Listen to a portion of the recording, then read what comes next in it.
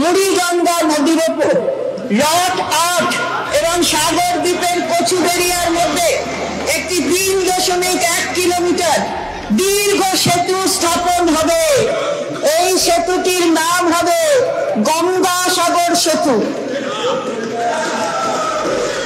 এর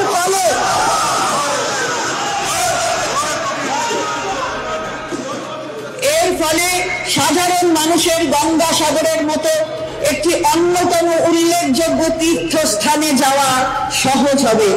স্থানীয় মানুষদের আর্থসামাজিক উন্নয়ন এবং এলাকার পর্যটন বৃদ্ধির ক্ষেত্রেও এটি বিশেষ ভূমিকা নেবে।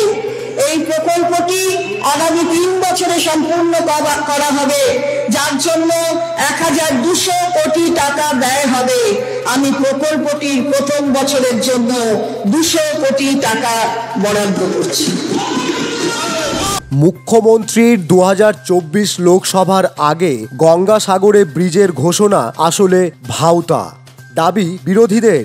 গতকাল বাজেটে রাজ্য সরকার ঘোষণা করেন ২২০০ কোটি টাকা ব্যয়ে মুড়িগঙ্গা নদীর উপরে গঙ্গাসাগরের ব্রিজ তৈরি হবে। আর এই ব্রিজ তৈরির ঘোষণার পর থেকে গঙ্গাসাগরবাসী তথা রাজ্যের বহু মানুষের মধ্যে আনন্দের শেষ নেই। বিশেষ করে খুশি গঙ্গাসাগর এলাকার মানুষজন। অন্যদিকে বিরোধীরা কিন্তু বিরোধিতা করতে ছাড়েননি। সাংবাদিকদের মুখোমুখি হয়ে মথুরাপুর সাংগঠনিক জেলা কনভেনার বিজেপির অরুণাভ দাস বলেন, গঙ্গাসাগরে ব্রিজ হোক আমরাও চাই, কিন্তু মুখ্যমন্ত্রী মমতা বন্দ্যোপাধ্যায় গতদিন দেখলাম যে ১২০০ কোটি টাকা অ্যালটমেন্ট করেছে গঙ্গাসাগরে ব্রিজের জন্য।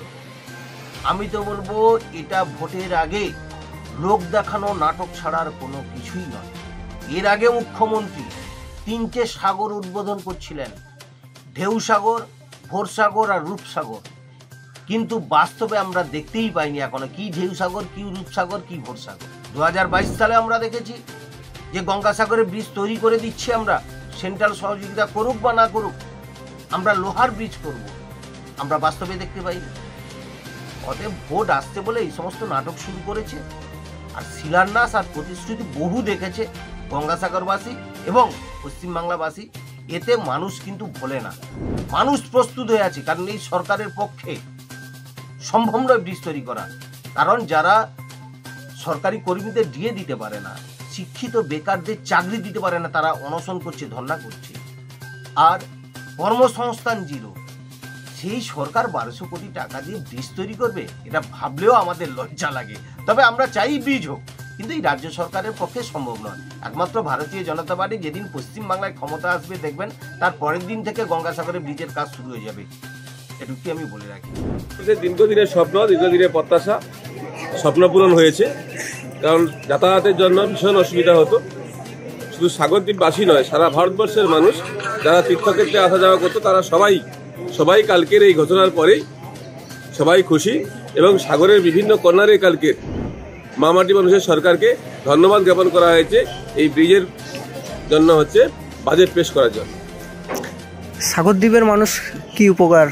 সাগরদ্বীপের মানুষ তো ভীষণ উপকার। যে সমস্ত মানুষ রুজি রোজগারের প্রশ্নে কলকাতা যাতায়াত করতো, রুগী যারা নিয়ে যেত কলকাতাতে, কিংবা খেলার সূত্রে যারা বাইরে যেত, সার্ভিসের জন্য যারা বাইরে যেত, তারা ফিরে আসার জন্য যারা শঙ্কা প্রকাশ করতো যে নদীতে জল আছে কি জল নেই, সেই ব্যবস্থাপনা থাকবে না।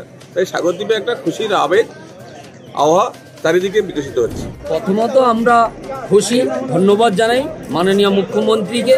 এবারে ২৪-২৫ অর্থবর্ষে যে দীর্ঘদিনে আশা প্রত্যাশা, দীর্ঘদিনে আকাঙ্ক্ষিত বীজ, এই বীজ নির্মাণের জন্য এবারে বাজেটে ১,০৭০ কোটি টাকা প্রথম পর্যায়ে মাননীয় মুখ্যমন্ত্রী বাজেটে ধরেছে। তাই সাগরদ্বীপবাসীর পক্ষ থেকে আমাদের যে আশা প্রত্যাশাকে পূরণ করার জন্য মাননীয় মুখ্যমন্ত্রীকে ধন্যবাদ জানাই।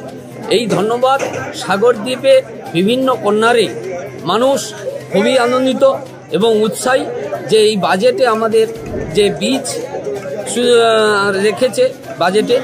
কারণ আমরা জানি শুধু সাগরদ্বীপের মানুষের প্রয়োজন নয়, সারা ভারতবর্ষের মানুষ এই সাগরদ্বীপের যে পবিত্র স্থান রয়েছে কবিরমণি মন্দির, সেখানে মানুষ দর্শন করে।